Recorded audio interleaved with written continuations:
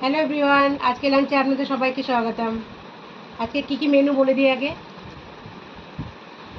এটা red pumpkin, পেঁপে আর সজনা পাতা দিয়ে ডাল,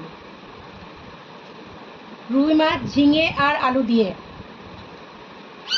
মিষ্টি কুমড়ো ভাজা, কাঁকরোল ভাজা, প্লেন রাইস, স্যালাড, শসা আর পেঁয়াজ। চলো প্রথমে একটু ডাল দিয়ে খেয়ে নিই।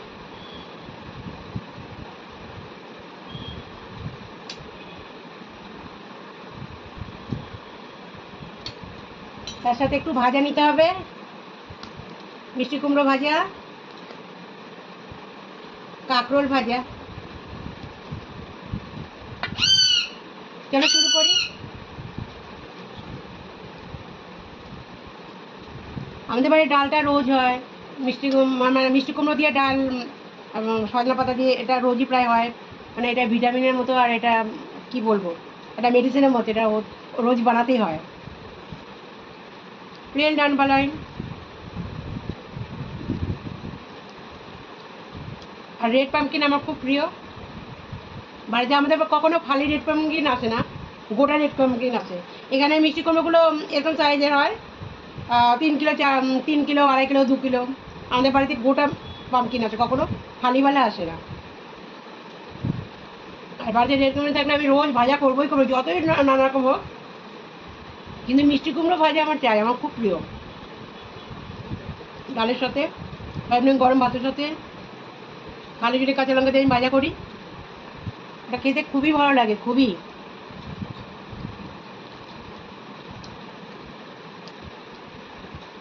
আর তোমরা সবাই কে কি রান্না করেছো?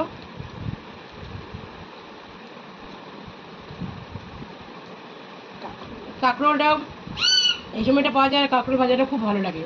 ওটাও আমি কালো জিরে আর কাঁচা লঙ্কা চিড়ে ভেজেছি, খুব টেস্টি হয়েছে।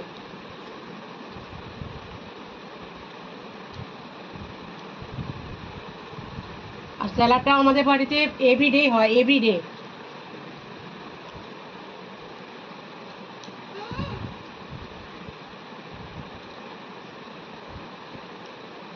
আর মাছ রান্না করেছি। মাছটা রুই মাছ, এটা একটুখানি পেঁয়াজ টমেটো এগুলো দিয়ে, পেঁয়াজ টমেটো দিয়ে পিষে নিয়ে মাছটা আমি রান্না করেছি। এই দেখো, কখনো শুধু জিরে বাটা দিয়ে বানাই, কখনো সর্ষে বাটা দিয়ে বানাই। আজকে একটু পেঁয়াজ আদা রসুন দিয়ে বানিয়েছি। অল টাইম পাতলা পাতলা ঝোল ভালো লাগে না, কখনো কখনো একটু ঘন ভালো লাগে। ওই জন্য আজকে একটু ঘন করে বানিয়েছি।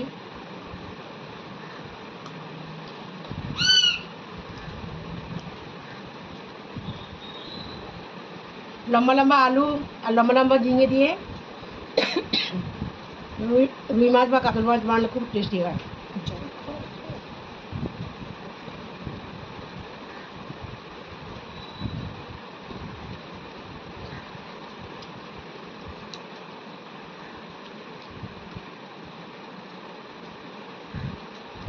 সত্যি খুব টেস্টি হয়েছে মাছটা।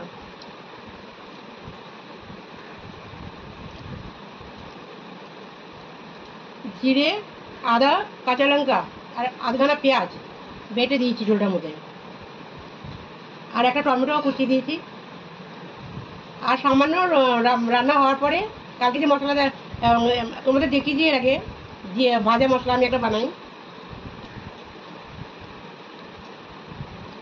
ভাজা মশলা দিই, অসাধারণ হয় খেতে।